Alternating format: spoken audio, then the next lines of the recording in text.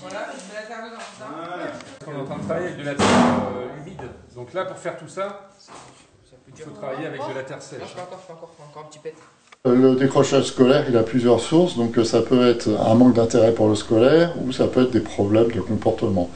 Donc on est parti sur l'idée de faire une mini-entreprise qui remplacerait l'ensemble des cours, c'est-à-dire où différents domaines seraient abordés, mais il fallait que ça soit une entreprise qui produise quelque chose.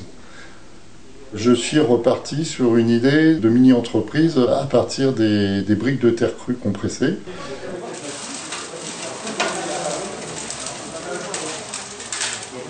C'est des jeunes qui ont besoin de manipuler. Alors c'est vrai qu'il y a eu un travail théorique à faire avec les élèves. Alors c'est vrai que les 2 premiers mois, ça semblait un petit peu abstrait pour eux parce que très vite ils voulaient faire de la brique, mais c'était impossible. Il fallait qu'on crée un cadre administratif à cette mini-entreprise, donc il a fallu trouver un nom, un logo, designer tout ça. L'objectif, c'est de faire des briques de terre crue compressées où on pourra loger dedans des éléments végétaux. Donc il y a un travail d'expérimentation très intéressant pour les élèves, la démarche expérimentale, de réflexion, de recherche sur la terre, les compositions de terre. Mon rôle, ça va être d'essayer d'allier le minéral et le végétal et de faire des structures décoratives qui pourraient intéresser des jardiniers, paysagistes.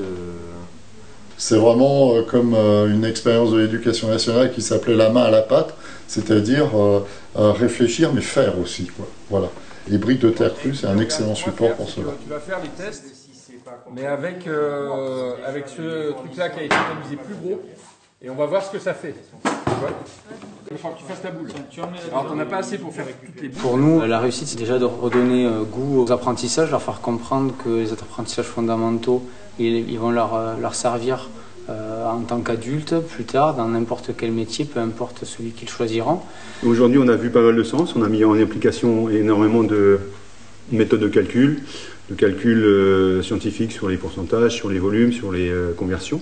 Donc ce qui a permis aux élèves de mieux, je pense, appréhender la partie scientifique du travail sur les briques. L'idée, c'est de leur donner une motivation et surtout qu'ils apprennent des choses sans s'en rendre compte. On essaie de ne pas travailler sur des fiches, on évite tout ce qui ressemble à un exercice, on est dans l'échange, plutôt que d'amener un savoir, voilà, tout fait.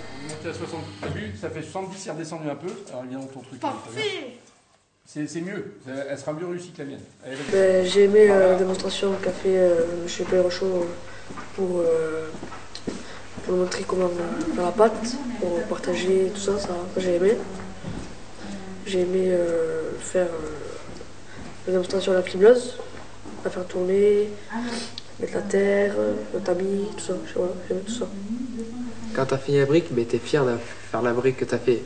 Du coup, c'est vers la fin quand tu vois, tu as une bonne terre, tu es à peu près au malaxage, où tu fais tourner la terre, c'est intéressant. Déjà, j'ai appris les machines pour créer des briques. J'ai appris à faire des briques. C'est pas encore finalisé, mais je sais comment faire. On n'est pas dans l'idée de faire quelque chose qui serait un peu du gadget. Non, on veut s'inscrire dans une démarche avec du matériel professionnel sur des objets qui peuvent être vendus. Le but, c'est réellement qu'il y ait un objectif économique. Oui, alors là, effectivement, ils étaient motivés parce qu'ils avaient, entre guillemets, les mains dans la pâte. Alors c'est vrai que la partie scientifique, à côté, ils essayent de la passer rapidement, mais au moins, ils ont fait les choses eux-mêmes. Ils ont pratiqué dans une culture scientifique, même s'ils n'en ont pas eu conscience. Pour nous, la première réussite, c'est que les élèves veulent continuer à un peu apprendre. Le but est qu'ils restent vraiment dans le circuit scolaire le plus longtemps possible pour qu'ils puissent apprendre des formations pratiques, donc en apprentissage, je répète, le plus longtemps possible pour eux.